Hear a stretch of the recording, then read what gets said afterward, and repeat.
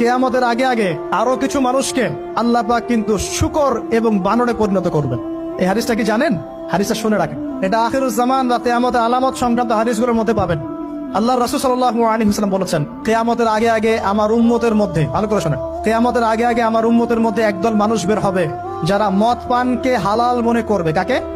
মদ পান করাকে হালাল মনে করবে। যারা বাদ্যযন্ত্র, গায়িকা, নায়িকা এগুলো নিয়ে নর্তকী নাচাবে রাতের বেলা, এগুলোকে হালাল মনে করবে।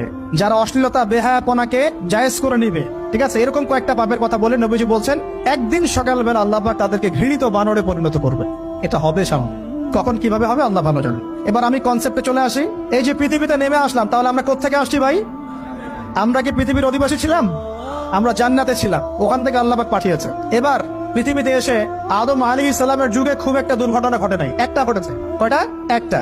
ভাই হাবিলের কোরবানি কবুল হয়, কাবিলের অন্তর্দাহ হয়, জ্বালা হয়। কেন হাবিলেরটা কবুল হবে, কাবিলের কেন হচ্ছে না? এই হিংসার বশবর্তী হয়ে কাবিল হাবিলকে হত্যা করে ফেল। হত্যা করে লাশটা দাফন করার পদ্ধতিও তার জানা ছিল না। আল্লাহ কাককে পাঠালেন, কাককে দেখে সে শিখলো। প্রথম দুর্ঘটনা হচ্ছে হাবিল কাবিলের দুর্ঘটনা। বলে রাখি, আজকেও নিজের ভাইয়ের বেশে বহু কাবিল মুসলিম সমাজের মধ্যে ঘুরে বেড়ায়। নিজের ভাইয়ের লেবাসে, পোশাকে, সুরতেই বহু কাবিল এখনো কিন্তু মুসলিম সমাজে ঘুরে বেড়ায়। তো আমরা কাবিলদেরকে কাবিলের পরিণতি সম্পর্কে সচেতন করতে চাই। হাবিল বলেছিল, তুমি যদি আমাকে মারতে আসো, আমি তোমাকে মারার জন্য হাত বাড়াবো না।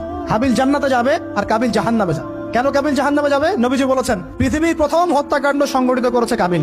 এই কারণে পৃথিবীতে যত খুন হবে, সমস্ত খুনের পাপের একটা অংশ কাবিলের আমল নামায় যোগ করা হবে। বলে নাউজুবিল্লাহ। একটা কথা মনে রাখবেন, সদকায়ে জারিয়া যেমন আছে, গুনাহে জারিয়াও আছে। একটা মদের দোকান দিয়েছেন, যত মানুষ মদ খাচ্ছে, সমস্ত গোনার একটা অংশ আপনার কাঁধে আসছে। সিনেমা হল করেছেন, মানুষ সারাদিন নেকটা ছবি দেখে, নগ্ন ছবি দেখে, যত মানুষ এখানে পাপ করবে, সমস্ত পাপের একটা অংশ আপনার কাঁধে যান।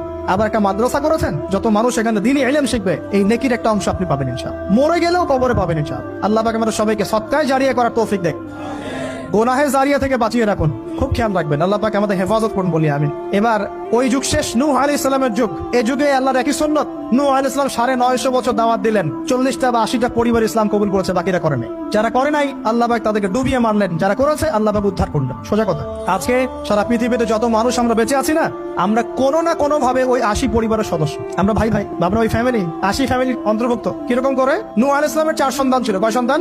এক সন্তানের নাম হচ্ছে হাম। কি নাম? হাম। হাম ছিল একটু কালো বর্ণের।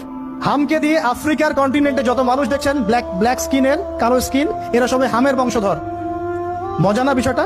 মানুষের অস্তিত্ব পৃথিবীতে, ইতিহাস, এগুলো খুব ইন্টারেস্টিং টপিক। ইতিহাস পড়তে থাকলে আপনি ডুবে যাবেন। কত কিছু বিশ্ব হয়েছে।